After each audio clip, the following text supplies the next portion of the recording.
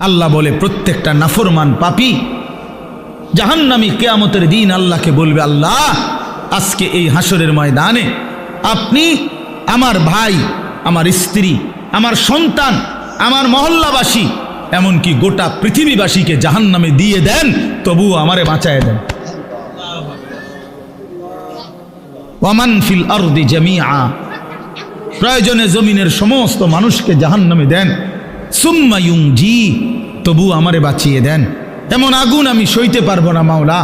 কারণ কোরআন শরীফে আছে যে সরাসরি হাসরবাসী আখিরাতে হাসরের মাঠে ফেরেশতারা জাহান্নামকে টেনে আনবে। ওয়াজিআ ইয়াউমাইদিন বিজাহান্নাম, জাহান্নামকে দুই চোখে দেখবে মানুষ। এই দেখেই তখন প্রতিটা নাফরমান বলবে, মাওলা এমন ভয়ানক আগুন যেটা ধাউ ধাউ করে জ্বলতেছে, তীব্র জাহান্নামের গর্জন, টকবক করতেছে আগুন। আল্লাহর নবী বলবেন, জাহান্নামের বিকট গর্জনে গোটা হাসরের ময়দানের ইমানদার নাফরমান আরে নবী আউলিয়া সিদ্দিক পর্যন্ত চিৎকার দিয়া বলবে, ইয়া রব্বি নফসি নফসি।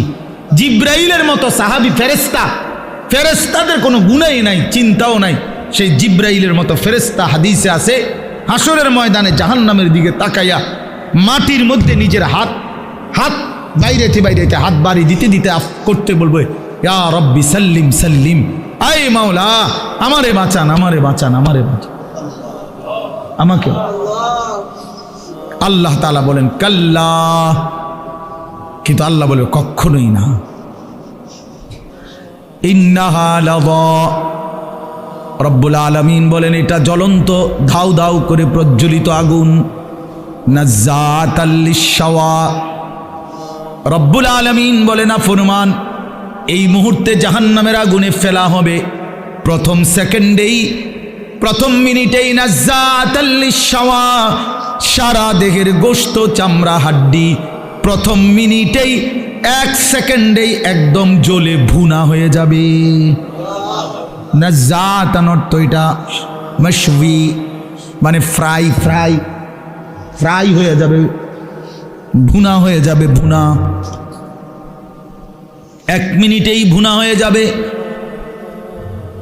নারুল্লাহিল মুকাদা আল্লাতী তাত্তালিউ আলাল আফইদাহ, আল্লাহ বলে বান্দা জাহান্নামের আগুন মনে রেখো আমি আল্লাহর জ্বালানো আগুন। এই আগুন তো আমি জ্বালাইছি। কে জ্বালাইছে? এই আগুন আমি আল্লাহর জ্বালানো আগুন। দুনিয়ার তোমরা লাকড়ি জমা করে তোমরা আগুন জ্বালাইছো এমন না, জাহান্নামের আগুন আমি আল্লাহর, নারুল্লাহিল মুকাদা, আমি আল্লাহর প্রজ্বলিত আগুন।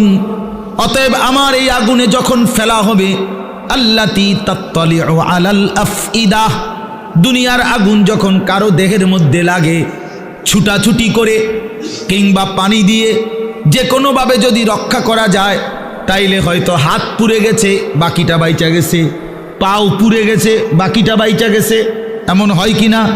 তো রব্বুল আলামিন বলেন জাহান্নামের আগুনে যখন ফেলবে, আমার এই প্রজ্বলিত আগুন ফেলতেই প্রথম মিনিটেই বান্দা তোমার সারা দেহ, এমনকি তোমার কলিজা সুদ্ধা প্রথম মিনিটেই জ্বালায় ফেলবে।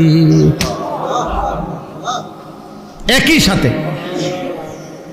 একই মুহূর্তে বাহির এবং ভিতরের কলজাটা সুদ্ধা ভুনা করে ফেলবে।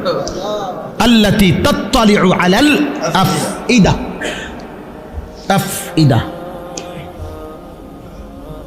কি মনে করছো নওজোয়ান? আগে নয়তো সিদ্ধান্ত নাও আখেরাত নাই, এবার বেডি চাও, কোনো অসুবিধা নাই। তুমিও ল্যাংটা হয়ে যাও, ছবিও দেখো ল্যাংটা।